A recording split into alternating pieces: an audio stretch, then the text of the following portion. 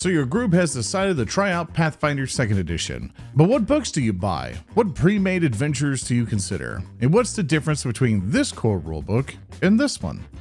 Well, first off, welcome. Pathfinder Second Edition is a phenomenal game, but be aware that I'll be a little bit biased as I worked at Paizo in the past and still actively play Pathfinder Second Edition on my tabletop RPG show, Narrative Declaration. Even with that bias established, I am hoping to help you and your table spend the least amount of money to enjoy the game to its fullest. Before I tell you which books to purchase, depending if you're a game master or player, and some resources where you can actually just get a lot of the stuff for free, I need to explain why this core rulebook is different from these core rulebooks, mainly so you understand why some books are labeled remastered and others aren't. A short history lesson.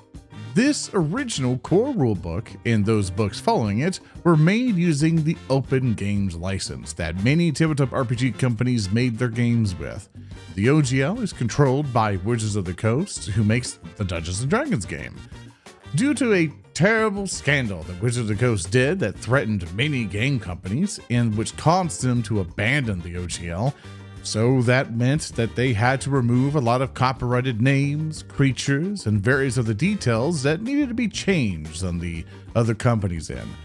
And because of that, Pathfinder Second Edition is one of those games. That's why you won't really see things like owlbears or other companies calling magic missiles something. Now it's called Force Barrage in Pathfinder Second Edition.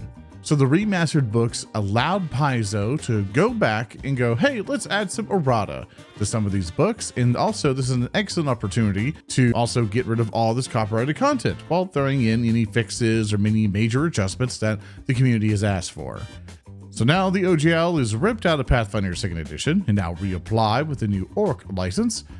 We now basically look at the remaster as more of a, here's some errata to the game, and it has future-proofed itself legal-wise. It is not a new version. I would not really call this like 2.5 or something. It's more like a 2.1 really, but I really wouldn't put a number to it. But that is the reason why there are two versions of these books and why it confuses so many new people getting into Pathfinder Second Edition. It is an unfortunate problem, but it's a small hump to get over. Now that you've been able to look through Paizo's lines of books, you may have asked yourself, well, do the pre-mastered books still work with the remastered books? And if I already have some pre-remastered books, will these get updated? The answer to these questions are yes, the pre-remastered books still work with the remastered books. You'll usually run into some isms here and there, such as the change to spell traditions, the removal of alignment, and the renaming of several things or rewrite of some spells and feats. To ease your mind on it being a problem, we play the pre-mastered 2E version of the Kingmaker Adventure with a pre-remastered Summoner class using the remastered rules and applying new remastered content to that campaign. We've only ran into a tiny handful of adjustments. We even use some of the pre-remastered content because we prefer it. Like, we don't want to get rid of Shocking Grasp.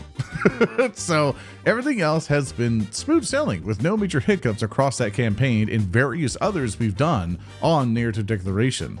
That's not to say that you will run into some issues, but they're usually severe edge cases. As for the books being updated, we'll have to wait to see. Paizo has to balance making new content and remastering what they can, and they don't want to spend all their years rehashing what they've already done, especially with the knowledge that things are still compatible.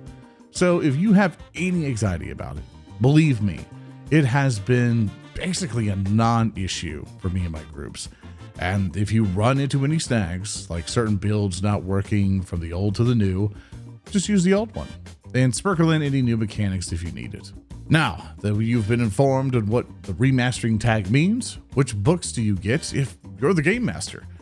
You'll be looking for these books: the Player Core, which teaches you how to play the game itself; the Game Master Core, which gives you a lot of helpful advice and various Game Master tools that you'll need; and Monster Core, so you have a collection of nasties to send to your players. If you're a player, you'll be fine with just Player Core and maybe Player Core 2 starting out. Maybe Monster Core if your class involves summoning certain creatures, and there are various books like Guns and Gears that will expand your options as a player, but these are the basics you'll need. Now, to see which classes, ancestries, and options that are available to you, I highly recommend looking at Paizo's official systems reference document, or the SRT website called Archives of Nethys. This website will showcase anything and everything about Pathfinder 2nd Edition. Rules, classes, feats, and more are all for free. Like, the rules to the game itself are free on this website. So you can, theoretically, play Pathfinder 2nd Edition completely for free if you really want to. So if you're low on cash, this website and associated resources will really help you out. It'll also reference the books and its page from the remastered and altered version of that books. And along with that, for the book references to everything, it's so you can see any differences if you and your game master run into any snags. And it also helps you find the book necessary for the class you want to play. Because, for example, you want to play a Magus, it's going to show you the Advanced Player's Guide. If you want to play maybe an Ancestry Skeleton, it's going to show you the Book of the Dead. But that's a lot. And if you just want to keep things simple and don't want to spend too much money on books right away, you can invest in the remastered version of the beginner box. It's a really good starting point for anyone interested in learning Pathfinder 2nd Edition on the Game Master side and the player side. It provides you with all the information and tools to learn the basics of the game, and is an excellent way to dip your toe into the system to see if you and your group likes it before committing any more. But let's go on the assumption that you got your remastered books and you're ready to play maybe a pre-made adventure just to kind of get your feet wet. What choices do you have, and what should you consider? Well, one of the greatest things about being part of Pathfinder 2nd Edition is the availability of pre-made content. Now, not every adventure will speak out to you and your group, but a variety is the spice of life, and there are a number of adventures to choose from. If you're starting out, I personally would recommend still the Pathfinder Beginner Box, and the follow-up adventure, Troubles in Otari, that connects to it. It has more opportunities to roleplay, if that's what your group is into, and is more of a classic adventure, as it's not designed to teach completely new players like the beginner box itself. These together will take your party from level 1 to 4. Now, if your group is less inclined to roleplay and enjoys just pure gameplay, tactics, resource management, and a good old dungeon delve, then the Abomination Vaults is an amazing jump-off point for the beginner box. Or you can simply start the adventure itself without the beginner box in mind. Now, if you want to stray away from the beginner box, then I would recommend Rusthinge as a fantastic starting adventure. It enables a good mix of roleplay, intrigue, problem-solving, simple dungeoneering, and an epic finale that leaves you feeling like a hero, or maybe a villain, depending on your future plans. It also has a great adventure for lore nerds of Galarion and the setting that Pathfinder is set in. But speaking of the lore in Galarion, where would you even start learning all that? It's a huge world with a bunch of countries, ancestries, a whole bunch of things intertwined. Even for me, it's pretty daunting. One of usually the best ways to start in Pathfinder's lore is through the Lost Omen series.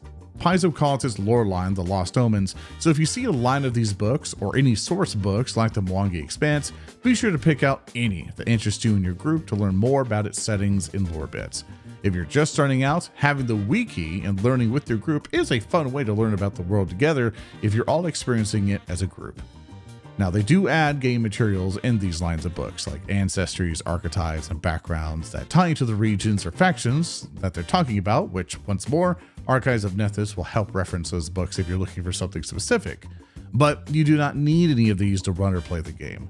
They're basically seasoning. Grab them when you're hungry for extra flavor. Now, at this point in time, you got your books, you got your materials, and you're ready to play, but how? And where? Well, obviously, if you already got a group of friends who want to play in real life and you don't have any bajillion scheduling issues and all that other stuff, you probably already got that figured out. Maybe you've already rented a spot in your friendly local game store, going over to a friend's house. Now, say for example, if you're somebody who does not have a group of people and you're wanting to find a group. Now, of course, friendly local game stores are an amazing place to go to. For one, you get to meet people in real life, socialize a bunch more, and generally they'll either have like a group Discord or a Facebook chat or something like that where you can go over, join, and see if anybody's running any games. But if you still struggle trying to find a game and you really need help finding one, I highly recommend you go to startplaying.games. Now, I am not sponsored in any way, shape, or form. I have never even talked to the people who run this website, but I myself have tried this out. Highly recommend you use these. Check out various reviews of anybody else running Pathfinder Second Edition. And even if it's not just Pathfinder you want to go for, there's many other games that they host as well. So please, highly recommend go to startplaying.games to see if you can find a group yourself. If you need a professional game master who knows what they're doing, hopefully, depending on the reviews that they have, that they will lead you through, and hopefully you'll make some friends along the way. But of course, another question is, how will you play online with these people? Well, online does have a lot of options. You can use various virtual tabletops that are out there. Foundry Virtual Tabletop is the most popular one for Pathfinder 2nd Edition due to its support, various helpful tools, and automation to help make the game run smoothly. Roll20 is also a favorite, along with Foundry VTT, that have several Pathfinder's content integrated into its system for a price. But of course, you can stray further from that by via Fantasy Grounds. Fantasy Grounds, same as Foundry VTT and Roll20, they do a fantastic job of supporting the games and have awesome support and integration. But of course, there are a lot simpler virtual tabletops out there, just like Owlbell Rodeo, which is one I recommend if you just want things nice, clean, simple, and easy. Now, there are tons of other virtual tabletops out there, but maybe another video, I'll try to list them all and try to show you examples of how you can even turn your game into a 3D spectacle. Leave a comment down below if you want me to go through those and see which virtual tabletop is really worth your time. Speaking of worth your time, character creators. You may be tempted to try Pathfinder Nexus, which is owned by Roll20 and is the closest you'll get to a D&D Beyond-like experience if you're used to that. Now, they have a phenomenal character creator, but you will need to pay for the books to unlock most of the content. But it is categorized, organized, the presentation's amazing. But if you're not willing to invest so much, the app Path Builder is a fantastic character creator that we use a lot. It helps condense all what's available to you as a player and makes it easy to make characters in a fast and easy to use app on your phone or tablet. There's also a desktop browser version if you prefer to start tinkering around while you're at work. But that's cool tools for players, but is there anything for the game master? In which there's tons. If you go to PF2 Tools, you will find a large host of tools and resources for you and your players to use when playing Pathfinder 2nd Edition. Things to help you track, monster creation tools, things to help manage your games, keep track of them, along with the various other YouTube channels that'll help you learn the game more, understand various mechanics, and also deal with those edge cases you might find in the rules. A lot of awesome content creators out there and a lot of awesome people who have made tools to make your games that much more easy to run. Now, as much as I would love to go in more detail on every single option there is available to you, I'm afraid I simply don't have the time.